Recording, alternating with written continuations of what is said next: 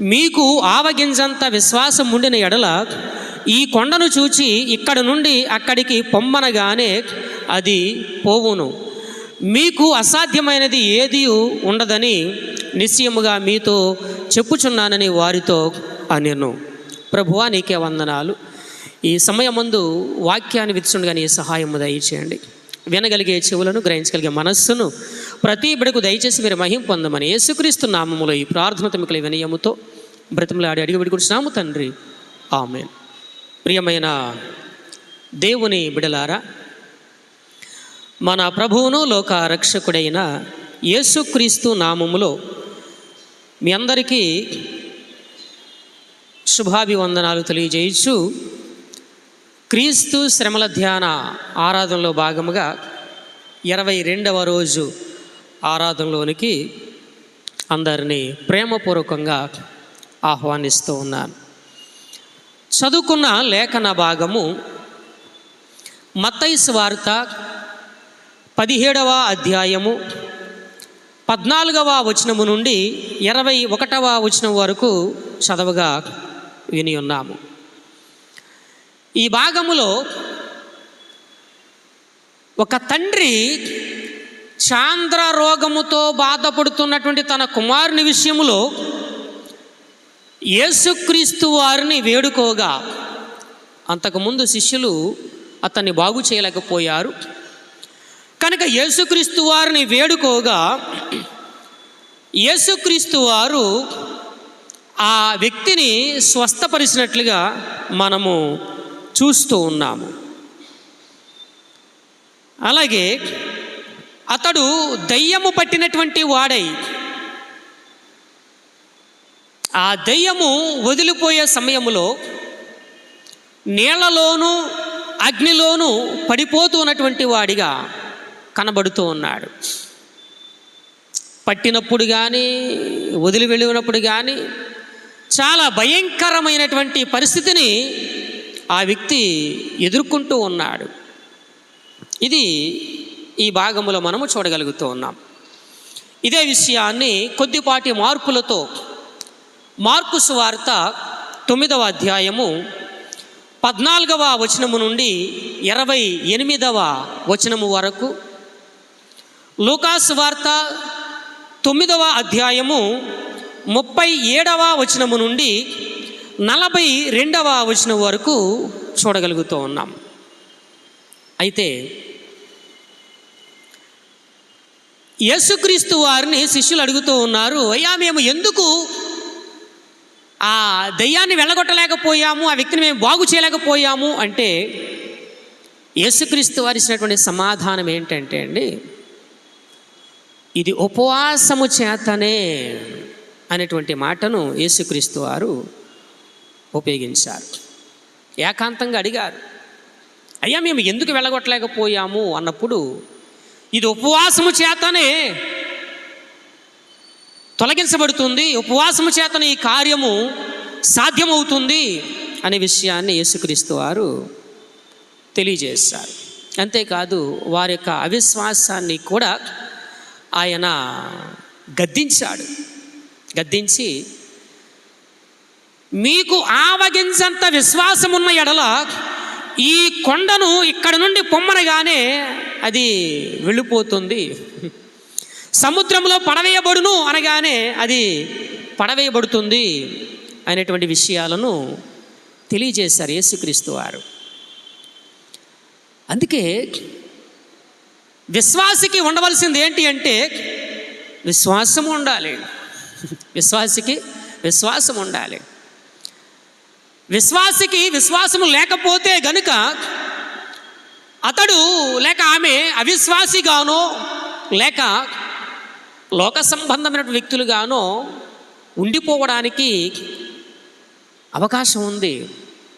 అందుకే దేవుని కార్యాలు వ్యక్తుల యొక్క జీవితాల్లో జరగాలి అంటే, క్రియారూపకము దాల్చబడాలి అంటే విశ్వాసం అనేది చాలా ప్రాముఖ్యము. మన అంశం ఏంటి అంటే విశ్వాసం ఉంచిన ఎడల, విశ్వాసము ఉంచిన ఎడల. ఈ మాట అక్కడితో ఆగిపోయేది కాదు, అక్కడితో ఆగిపోయేది కాదు. విశ్వాసం ఉంచిన ఎడల అంటే అది ఒక కంటిన్యూస్ ప్రాసెస్ అనమాట అండి. విశ్వాసం ఉంచాలి ఉంచాలి ఉంచాలి, సరిపోతుంది అన్నది కాదు. అది విశ్వాస యొక్క జీవితంలో ఒక నిరంతరము కొనసాగేటువంటి ప్రక్రియగా ఉండాలి అనేటువంటి విషయాన్ని జ్ఞాపకము చేస్తూ ఉన్నాను. విశ్వాస యొక్క జీవన ప్రయాణానికి విశ్వాసం అనేది చాలా ప్రాముఖ్యమైనది, ప్రాధాన్యమైనటువంటిది. అంతేకాదు ఆ వ్యక్తి జీవితంలో అది ఒక ప్రామాణికంగా ఉండాలన్నమాట. క్రైస్తవులకు బైబిలు ఏ రీతిగా అయితే ప్రామాణిక గ్రంథముగా ఉందో, విశ్వాసులకు విశ్వాసం అనేది కూడా ప్రామాణికముగా ఉండాలి. అది లేకపోతే వారు విశ్వాసులే కాదు అనే విషయాన్ని జ్ఞాపకం చేస్తూ ఉన్నాను. పౌలు హెబ్రీయులకు రాసినటువంటి పత్రిక 11వ అధ్యాయము 6వ వచనములో విశ్వాసము లేకుండా దేవునికి ఇష్టడై ఉండుట అసాధ్యము, దేవుని యొద్దకు వచ్చేవాడు ఆయన ఉన్నాడనియు తన్ను వెదకువానికి ఫలము దయచేయువాడనియు నమ్మవలెను కదా. ఆ నమ్మకమే విశ్వాసము.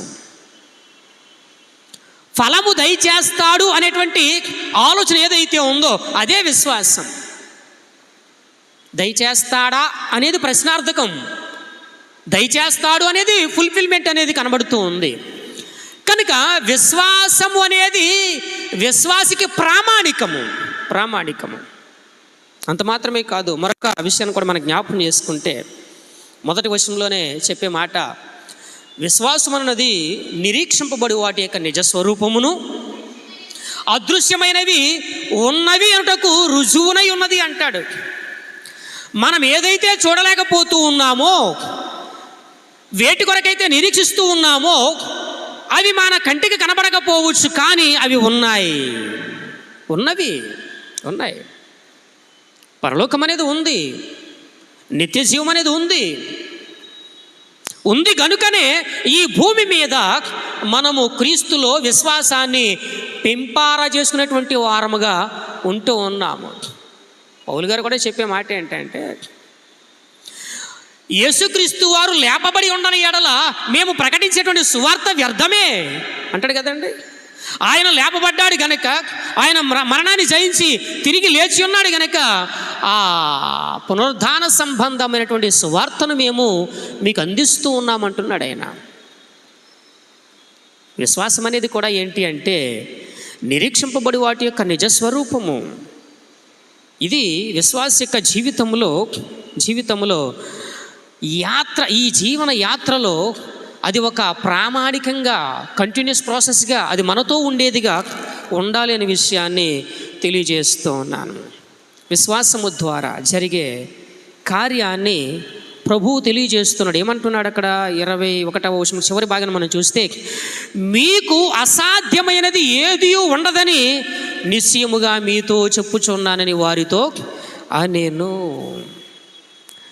నిజమైన విశ్వాసాన్ని గూర్చి మాట్లాడినప్పుడు యేసుక్రీస్తు వారు కొన్ని ఉదాహరణ కూడా జ్ఞాపకం చేశారు. కొండలను పెకలించగల లేక కొండలను కదిలించగల అనే మాట వాడారు. అలాగే అద్భుతములు చెయ్యగల అనేటువంటి మాటను వాడారు. స్వస్థపరచగల అంతేకాదు దేవుని కొరకు గొప్ప కార్యములను సాధించగల విశ్వాసము.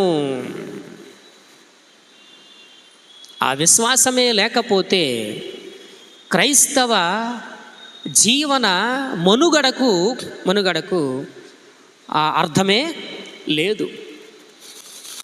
విశ్వాసం ఉంది గనుక విశ్వాసము ద్వారా దేవుని నుండి కార్యాలు చూడగలుగుతూ ఉన్నాము. విశ్వాసము ద్వారా దేవుని కొరకు ఎదురు చూస్తూ ఉన్నాము. విశ్వాసము ద్వారా మన సాక్ష్యాన్ని సమాజంలో కాపాడుకోగలుగుతూ ఉన్నాము. క్రైస్తవులను అనేకులు బాధ పెడుతూ ఉన్నా, చంపివేస్తూ ఉన్నా, రకరకాలుగా హింసిస్తూ ఉన్నా, బాధిస్తూ ఉన్నా, ఎందుకు మనము విశ్వాసం నుండి తొలగిపోవడం లేదు అంటే మన ప్రభువు సజీవమైనటువంటి దేవుడు గనక.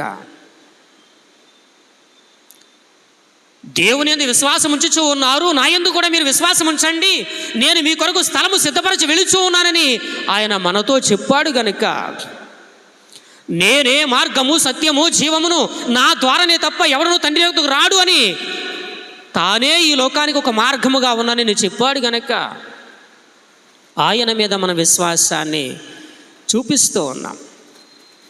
ప్రియమైనటువంటి దేవుని బిడ్డలారా, నిజమైనటువంటి విశ్వాసము ఫలితాన్ని ఇస్తుంది.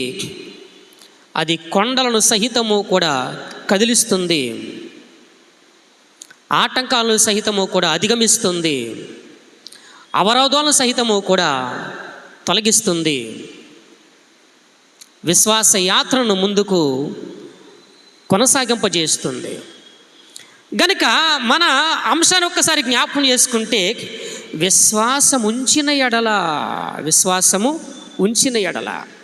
ఎవరిలో ఉంచాలి? విశ్వాసం అంటే దేవునిలో ఉంచాలి అనే విషయాన్ని జ్ఞాపకము చేస్తున్నాను. అయితే ఈ విశ్వాసం ఉంచిన ఎడల అనే మాటలో నుండి కొన్ని విషయాలు మనం జ్ఞాపకం చేసుకుందాం.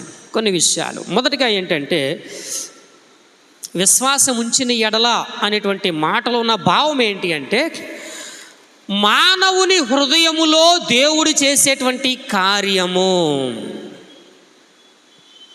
మానవుని హృదయములో దేవుడు చేసే కార్యము విశ్వాసం ఉంచిన ఎడల అనే మాటలో బయలుపరచబడుతుంది అన్నమాట. ఆ విశ్వాసమే ఉంచకపోతే నీ హృదయములో ఎక్కడ ఉంది కార్యము? నీ జీవితంలో ఎక్కడ జరుగుతుంది కార్యము?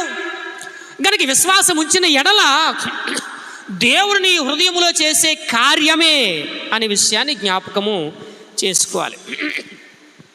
ఇందులో క్రైస్తవేతరుడు కూడా వస్తాడనమాట. విశ్వాసం ఉంచగలిగితే దేవుని కార్యం పట్ల, లేక నీ జీవితంలో దేవుడు కార్యం చేస్తాడు అని నీ హృదయములో విశ్వసించగలిగితే, విశ్వాసం ఉంచితే నీ పట్ల కార్యం చేస్తాడు, యూదేతరుడి పట్ల కార్యం చేస్తాడు, క్రైస్తవేతరుడి పట్ల కూడా ఆయన కార్యము చేస్తాడు. విశ్వాసం ఉంచితే గనక కనుక మనం గ్రహించవలసింది ఏంటి అంటే, విశ్వాసం ఉంచిన ఎడల అనే ఈ మాట మానవుని హృదయములో దేవుడు చేసే కార్యానికి అది ఒక కారణముగా కనబడుతుందనే విషయాన్ని జ్ఞాపకం చేసుకోవాలి. మన ప్రార్థనను లేదా మన అభ్యర్థనను దేవుడు ఆలకించి జవాబు వచ్చినదని, లేక జవాబు ఇచ్చాడని విశ్వాసం అనేది దైవ సంబంధమైనటువంటి జ్ఞాపకాన్ని లేక ఎరుకను తెలియజేస్తుంది అనమాట అండి. మనం ప్రార్థన చేస్తాం, దేవుడు కార్యం చేశాడు. దేని బట్టి జ్ఞాపకం చేసుకుంటామంటే విశ్వాసము అనే దైవ సంబంధమైనటువంటి దాన్ని బట్టి జ్ఞాపకం చేసుకుంటాం. విశ్వాసం ఉంచాము కనుక కార్యం జరిగింది, అదే కదా. దేవుడు నా జీవితంలో కార్యం చేశాడు అని దేన్ని బట్టి చెప్పగలుగుతాం? మనం విశ్వాసము అనే దాన్ని బట్టి చెప్పగలుగుతూ ఉంటాం. కనుక ఆ విశ్వాసం అనేది ఏం చేస్తుందంటే, దేవుడు చేసినటువంటి కార్యాన్ని బహిర్గతము చేస్తుంది. అది బహిర్గతం చేస్తుంది అన్నమాట, తెలియజేస్తుంది. అది విశ్వాసం అనేది దేవుని యొక్క కార్యాన్ని బయటకు తెలియజేస్తుంది అనే విషయాన్ని జ్ఞాపకం చేసుకోవాలి. రోమా పత్రికలో మనం గమనిస్తూ ఉన్నప్పుడు 10వ అధ్యాయము, రోమా పత్రిక 10వ అధ్యాయం ఒకసారి చదివితే ఇంకా మనకి చక్కగా అర్థమయ్యేటువంటి మాట. 10వ అధ్యాయము 9వ వచనం. అదేమనగా, యేసు ప్రభువని నీ నోటితో ఒప్పుకొని దేవుడు మృతులలో నుండి ఆయనను లేపెనని నీ హృదయమందు విశ్వసించిన ఎడల నీవు రక్షించబడుదువు. నీ హృదయమందు విశ్వసించిన ఎడల నీవు రక్షించబడతావు. అలాగే దేవుడు నా జీవితంలో ఈ కార్యము చేశాడని నీ హృదయమందు విశ్వసించినప్పుడు ఆ కార్యం అనేది నీ ద్వారా బయటకు వస్తుందన్నమాట. బయటకు వస్తుంది. దేవుడు నా జీవితంలో ఈ కార్యం చేశాడు. దేన్ని బట్టి? విశ్వాసం ఉంచిన దాన్ని బట్టి. ఆ విశ్వాసం ఉంచిన దాన్ని బట్టి ఎంతవరకు వెళ్ళిందంటే హృదయమందు దేవుడు చేసే కార్యము అనేది బయటకు వచ్చిందనమాట అండి. కనుక ప్రియమైనటువంటి వాళ్ళ మనం గమనించవలసింది ఏంటంటే విశ్వాసం ఉంచిన ఎడల అనేది మానవుని హృదయంలో దేవుడు చేసేటువంటి కార్యముగా మనము జ్ఞాపకము చేసుకోవచ్చు. మత్తయి సువార్త 9వ అధ్యాయము 18వ వచనము నుండి 26వ వచనం వరకు చూస్తే అక్కడ ఒక యాయిరు అనబడినటువంటి ఒక వ్యక్తి ఉన్నాడు. ఆ వ్యక్తి తన కుమార్తె విషయంలో ప్రభువును అడిగినటువంటి విషయాన్ని మనం జ్ఞాపకం చేసుకోవచ్చు. 18వ వచనం నుంచి ఆయన ఈ మాటలు వారితో చెప్పుచుండగా ఇదిగో ఒక అధికారి వచ్చి ఆయనకు మ్రొక్కి, నా కుమార్తె ఇప్పుడే చనిపోయినది, అయినను నీవు వచ్చి నీ చెయ్యి ఆమె మీద ఉంచుము, ఆమె బ్రతుకును. చచ్చిపోయింది కుమార్తె, అయినా విశ్వాసం ఎక్కడుంది ఈ వ్యక్తికి? హృదయంలో ఉంది. హృదయంలో ఉంది. దేవుడు కార్యం చేస్తాడనేటువంటి ఆ సంకల్పము హృదయంలో ఉంది. ఇదే విషయాన్ని మార్కు సువార్త 9వ అధ్యాయము 24వ వచనంలో కూడా చూస్తే ఎక్కడ కూడా ఎలాంటి మాటలు మనకు కనబడుతూ ఉంటాయి. 12 సంవత్సరాల కుమార్తె, ఆ కుమార్తె 12 సంవత్సరాల కుమార్తె చివరికి ఈ మార్కు సువార్త 5వ అధ్యాయము 22 నుంచి 43 వరకు, లూకా సువార్త 8వ అధ్యాయము 41 నుంచి 56 వరకు ఉన్నటువంటి భాగాన్ని మనం పరిశీలన చేస్తే అక్కడ కొంతమంది ఏమంటారంటే నీ కుమార్తె చచ్చిపోయింది, బోధకుని ఇంకా శ్రమ పెట్టవద్దు అంటారనమాట. అంటే ప్రభు చెప్పినటువంటి మాట భయపడకుము, భయపడకుము, భయపడకు అని చెప్పి చక్కని మాటలను ఆయన ఉపయోగించారు. చూద్దాం ఒక్కసారి మార్కు సువార్త 5వ అధ్యాయము, మార్కు సువార్త 5వ అధ్యాయం 35 చదువుదాం, 35 చదువుదాం. మళ్ళా మరొక స్టోరీ ఉంటుంది అక్కడ, రక్తస్రావుల స్త్రీ స్టోరీ. ఆయన ఇంకాను మాటలాడుచుండగా సమాజ మందిరపు అధికారి ఇంట నుండి కొందరు వచ్చి, నీ కుమార్తె చనిపోయినది, నీవిక బోధకుని ఎందుకు శ్రమ పెట్టుదు అని యేసు వారు చెప్పిన మాట లక్ష్య పెట్టగా, భయపడకుము, నమ్మిక మాత్రము ఉంచుము. అది విశ్వాసం ఉంచు, నీ హృదయం మందు విశ్వాసాన్ని ఉంచు. ఎప్పుడైతే హృదయం మందు విశ్వాసం ఉంచుతామో గొప్ప కార్యము అక్కడ జరిగింది. యేసుక్రీస్తు వారు వెళ్ళి చిన్నదానా లెమ్ము అని చెప్పినప్పుడు ఆ చిన్నది లేచి లేచి లేచి చక్కని స్థితిని కలిగి నడవసాగాను. 41వ చివరి భాగంలో నడవసాగాను, చెయ్యి పట్టుకున్నాడు, చిన్నదానా లెమ్ము అన్నాడు. అంటే తల్లి తాకుమి, తల్లి తాకుమి. విశ్వాసము అనేది కార్యాలు జరిగించేది. అందుకే మానవుని హృదయములో దేవుడు చేసినటువంటి కార్యము అనేది విశ్వాసముంచుట ద్వారా బయలుపరచబడుతుంది అనమాట. బయటకు వస్తుంది. అందుకే విశ్వాసికి విశ్వాసం అనేది చాలా ప్రాముఖ్యమైన విషయాన్ని జ్ఞాపకము చేస్తూ ఉన్నా. రెండవ విషయాన్ని మనం పరిశీలన చేస్తే, రెండవ విషయము విశ్వాసం ఉంచిన ఎడల అనేటువంటి ఈ మాట ఏదైతే ఉందో అది క్రీస్తు మనకు ఇచ్చినటువంటి వరము. క్రీస్తు మనకి ఇచ్చిన వరము. క్రీస్తుకు, ఆయన వాక్యానికి సాన్నిహిత్యాన్ని, మన సమర్పణను, ఆయనలో మన నమ్మకాన్ని మరింత గాఢముగా చేసేది విశ్వాసముంచిన ఎడల అనేదన్నమాట. దేవునికి మనను దగ్గర చేసేది, దేవుల్లో ఇంకా మనం ఎదిగేది, ప్రార్థనలో ఎదిగేది, వాక్యములో ఎదిగేది, వాక్యానికి దేవునికి బాగా సన్నిహిత సంబంధాన్ని మనకు చేసేది విశ్వాసం. అందుకే రోమాపత్రిక 10వ అధ్యాయం 17వ వచనంలో వినుట వలన విశ్వాసము కలుగును, వినుట క్రీస్తును గూర్చిన మాట వలన కలుగును. ఎప్పుడైతే క్రీస్తు మాట వింటామో, ఆ మాట పట్ల విశ్వాసాన్ని కనబరుస్తామో, అప్పుడు మనము మన జీవితంలో అద్భుతాన్ని చూడగలుగుతాం. విశ్వాసం ఉంచుట అనేది మన జీవితంలో దేవుడు మనకిచ్చినటువంటి ఒక వరం. ఆ విశ్వాసమే లేకపోతే మనం ఎందుకు? ఆ విశ్వాసమే లేకపోతే ఈ క్రైస్తవ జీవన ప్రయాణం ఎందుకు? వృధా కదండి, వృధాయే కదా. కనుక ప్రియమైనటువంటి వాళ్ళరా, ప్రభువులో మనము ఎదగడానికి, ప్రభువు సన్నిధిని సమీపించడానికి, ప్రభు యొక్క సాన్నిహిత్యాన్ని అనుభవించడానికి విశ్వాసము అనేది మనకు ఎంతగానో తోడ్పడుతుందనే విషయాన్ని జ్ఞాపకము చేసుకోవాలి. అంత మాత్రమే కాదు, అది పూర్తిగా దేవుని మీద ఆధారపడేలాగా చేస్తుంది అన్నమాట అండి. పూర్తిగా దేవుని మీద ఆధారపడేలాగా చేస్తుంది. ఇక నాదేమీ లేదు, ఇక సమస్తాన్ని నీకే అప్పగించేశాను ప్రభువా, నీకే అప్పగించేశాను కనుక నీవే నీ ఇష్ట ప్రకారంగానే జరిగించు. నీ మీద ఆనుకొని ఉన్నాను, నీ మీద ఆధారపడ్డాను.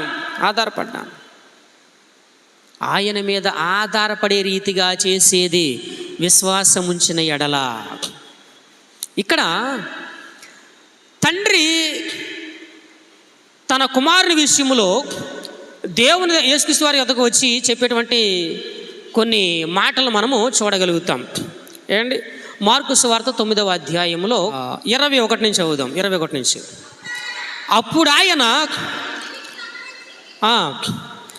ఇది వీరికి సంభవించి ఎంతకాలమైనదని వాని తండ్రిని అడుగగా, అతడు బాల్యము నుండియే అది వారిని నాశనము చేయవలని తరచుగా అగ్నిలోను నీళ్లలోను పడద్రోయును.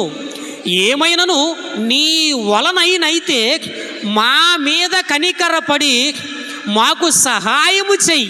అది చాలండి. ఇప్పుడు అతనిలో ఉన్న విశ్వాసం ఏం చేసిందంటే క్రీస్తు మీద ఆధారపడే రీతిగా చేసింది. అంతే కదా. నీ వలనైతే చెయ్యి, నీ వలన అయితే చెయ్యి. ఏమైనా మా జీవితంలో ఈ గొప్ప కార్యాన్ని చెయ్యి, మా మీద కనికరపడి మా మీద కనికరపడి మాకు సహాయము చెయ్యి అంటున్నాడు తండ్రి. అంటే విశ్వాసం అనేది దేవుని మీద ఆధారపడే రీతిగా చేస్తుంది. అది ఒక వరం. ఆ వరం అసలు దేవుని మీదనే ఆధారపడకపోతే ఇక మరి ఎక్కడికి వెళ్ళాలి? దేవుని ద్వారా జరిగేటువంటి కార్యము విషయములో దేవుని మీదనే ఆధారపడాలి. ఆ కార్యము దేవుని ద్వారా తప్ప ఇంకెవరి ద్వారా జరగదు. ఇప్పుడు మార్కు సువార్త 5వ అధ్యాయం మనం పరిశీలన చేస్తూ ఉన్నప్పుడు 2 సంవత్సరాల నుంచి రక్తస్రావంతో బాధపడిన స్త్రీ ఏం చేసింది? అనేక వైద్యుల చేత తిప్పలు పడింది కదా. ఇక ఎలాంటి ప్రయోజనము లేదు. అయితే ఆమె ఎవరి మీద విశ్వాసం ఉంచింది? క్రీస్తు పట్ల విశ్వాసం ఉంచింది.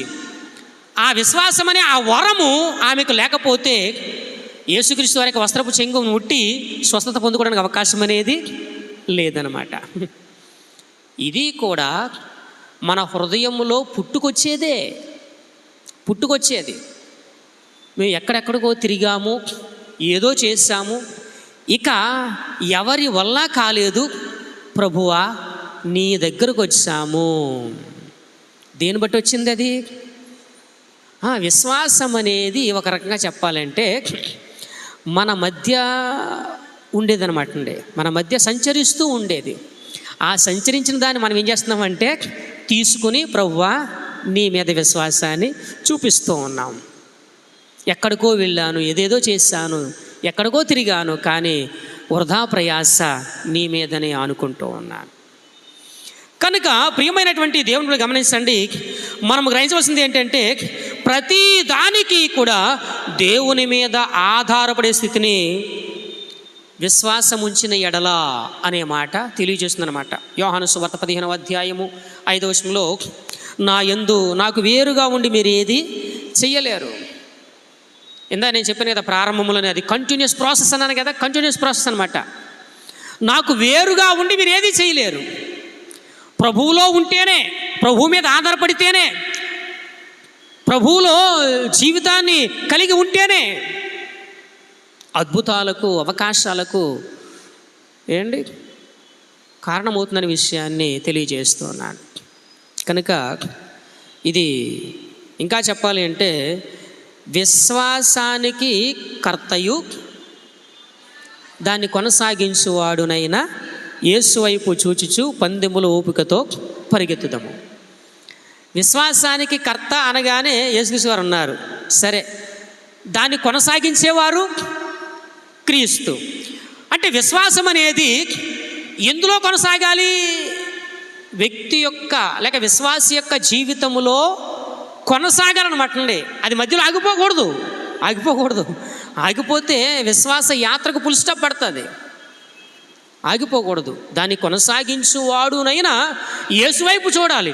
యేసువైపు చూడకపోతే ఆగిపోయినట్టే. అదే కదా, ఆగిపోయినట్టే. అందుకే విశ్వాసం ఉంచిన ఎడల అనే మాట అది కంటిన్యూస్ ప్రాసెసే కానీ మధ్యలో ఆగిపోయేది కాదు. చివరిగా ముగిస్తూ ఉన్నాను. విశ్వాసం ఉంచిన ఎడల అనే మాట సంపూర్ణంగా ఆయనకు మనలను మనము అంకితము చేసుకోవడము. ఆయనకు మనలను మనము అంకితం చేసుకోవడం. ఎలా? ఇందాకే కొన్ని ఉదాహరణలు చెప్పాను మామూలుగా.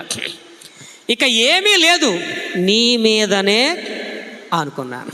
నీ మీదనే అంటే ఇప్పుడు నన్ను నేను ఎవరికి సమర్పించుకున్నాను? విశ్వాసాన్ని బట్టి దేవునికి సమర్పించేసుకున్నాను. ఇక నీ ద్వారానే ఆ కార్యము సాధ్యమవుతుంది, ఇంకెవరి ద్వారా కాదు.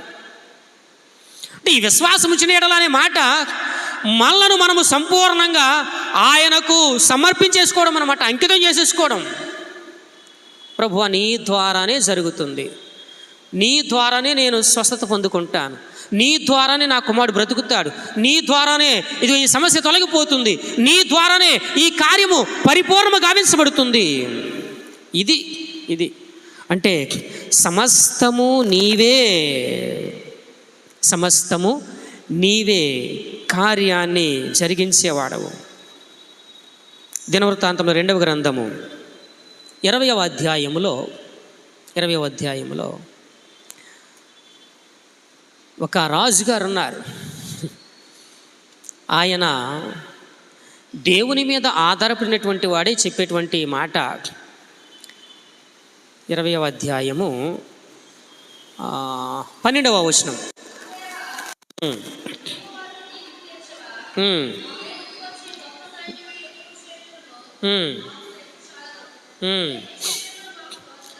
మా మీదికి వచ్చి ఈ గొప్ప సైన్యముతో యుద్ధము చేయుటకు మాకు శక్తి చాలదు,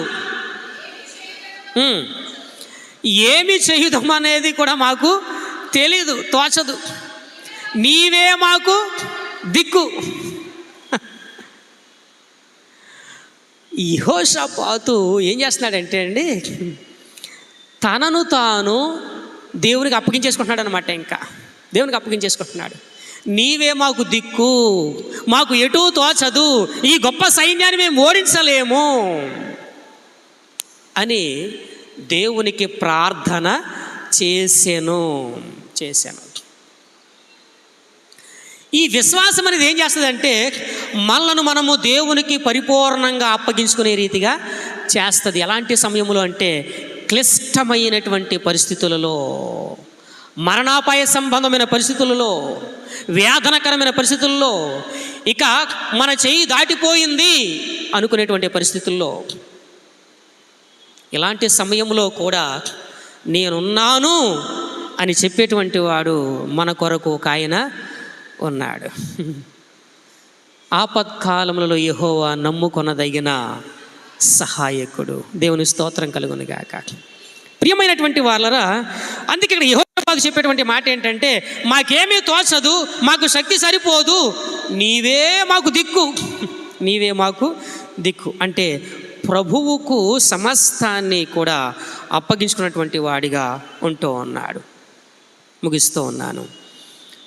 మార్కు సువార్త 7వ అధ్యాయము 24వ వచనము నుండి, మార్కు సువార్త 7వ అధ్యాయము 24వ వచనము నుండి 30వ వచనం వరకు చూస్తే సురోఫెనికయ అనేటువంటి స్త్రీ కనబడుతుంది. ప్రభువా, ఇక నీవే స్వస్థపరచాలి, నా కుమార్తెను నీవే స్వస్థపరచాలి. దేవుని మీదే భారం వేసేసింది. అలా ఇదే విషయాన్ని మత్తయి సువార్త 15వ అధ్యాయము 21 నుంచి 28 వరకు చూస్తాం. నీవే నా కుమార్తెను బ్రతికించాలి అని ఆయనను వెంబడించింది. శిష్యులు అంటూ ఉన్నారు, ఎందుకు ఏదో చెప్పి పంపించవచ్చు కదా, ఆమెను పంపించవచ్చు కదా. యేసు మాత్రమే చెయ్యగలడు, యేసు మాత్రమే నా కుమార్తెను బాగు చేయగలడు అనే విశ్వాసాన్ని ఆ సురేపెనికే స్త్రీ కలిగి ఉంది గనుక ప్రభువు ఆమెను పరీక్షిస్తున్నప్పటికీ కూడా వెంబడించి వెంబడించి వెంబడించి చివరికి ప్రభు చెప్పిన మాట ప్రకారంగా తన కుమార్తెకు స్వస్థతను పొందుకుంది, కలుగు చేసుకుంది. నీ విశ్వాసమే నీ విశ్వాసము గొప్పది, వెళ్ళు, నీవు చెప్పినట్లుగానే నీ కుమార్తె స్వస్థపరచబడింది. ప్రియమైనటువంటి దేవుని బిడ్డలారా, గమనించండి, మన జీవితంలో గ్రహించవలసింది ఏంటంటే విశ్వాసము అనేది మనను మనము దేవునికి పరిపూర్ణంగా అప్పగించుకోవడమే, అంకితం చేసుకోవడమే. ఈ భాగంలో కూడా మనం గమనిస్తూ ఉన్నప్పుడు మార్కు సువార్త 9వ అధ్యాయంలో ఈ వ్యక్తి చెప్పేటువంటి మాట, వెంటనే 24వ వచనం, వెంటనే ఆ చిన్నవాని తండ్రి, నమ్ముచున్నాను, నాకు అపనమ్మకం ఉండకుండా సహాయము చేయమని బిగ్గరగా చెప్పాను. అంటే తనను తాను తన కుమారుని కొరకు అప్పగించుకున్నాడు అనమాట అండి. విశ్వాసం ఉంచిన వాడే క్రీస్తు పట్ల, విశ్వాసం ఉంచిన వాడే తనను తానుగా తన కుమారుని కొరకు క్రీస్తుకు అప్పగించుకున్నాడు. అపనమ్మకం ఉండకుండా, చెయ్యి ప్రభువా, నాకు సహాయము చెయ్యి, నా కుమారుని బ్రతికించు అని ఎప్పుడైతే అతడు వేడుకున్నాడో అప్పుడు జరిగినటువంటి కార్యం ఏంటి అంటే, ఆ జనులు గుంపు కూడి తన యొద్దకు పరిగెత్తుకుని వచ్చుట యేసు చూచి, మోగవైన చెవిట దెయ్యమా, వాని వదిలిపొమ్ము, ఇక వానిలో ప్రవేశింపవద్దని నీకు ఆజ్ఞాపించుచున్నానని చెప్పి ఆ అపవిత్రాత్మను గద్దించెను. అప్పుడు అతడు కేకలు వేసి వారిని ఎంతో విలవిల్లాడించి అది వదిలిపోయినట్లుగా మనము చూడగలుగుతున్నాం. చచ్చిన వాని వలె పడి ఉండగా యేసు అని చేయి పట్టుకుని లేవనెత్తి వాడు నిలబడ్డాడు. ఎప్పుడైతే లేవనెత్తాడో వాడు నిలబడ్డాడు. కనుక ప్రియమైన వాళ్ళరా, గమనించండి, విశ్వాసం ఉంచిన ఎడల అనేది మన హృదయములో దేవుడు చేసేటువంటి కార్యము. విశ్వాసం ఉంచిన ఎడల అనే ఆ మాట క్రీస్తు మనకు ఇచ్చినటువంటి వరము. విశ్వాసం ఉంచిన ఎడల అనే ఆ మాట మనము దేవుని మీద పరిపూర్ణంగా ఆధారపడినటువంటి వారమై మనము దేవునికి అంకితము చేసుకోవడము అనే విషయాన్ని జ్ఞాపకము చేస్తూ, విశ్వాసం ఉంచండి, కార్యాలు క్రియారూపకము చేసుకోండి. అసాధ్యమైనటువంటి వాటిని ప్రభువు ద్వారా సుసాధ్యము చేసుకోండి. అక్కడ ప్రభు చెప్పేటువంటి మాట కూడా అదే. మత్తయి సువార్తలో ప్రభు చెప్పేటువంటి మాట ఏంటి? 17వ అధ్యాయము 21వ వచనంలో, అందుకాయన మీ అల్ప విశ్వాసము చేతనే మీకు ఆవగించంత విశ్వాసం ఉండిన ఎడల ఈ కొండను చూచి ఇక్కడ నుండి అక్కడికి పొమ్మనగానే అది పోవును, మీకు అసాధ్యమైనది ఏదియూ ఉండదు. దేనిని బట్టి? విశ్వాసం ఉంచిన ఎడల. ప్రార్థన చేసుకుందాం.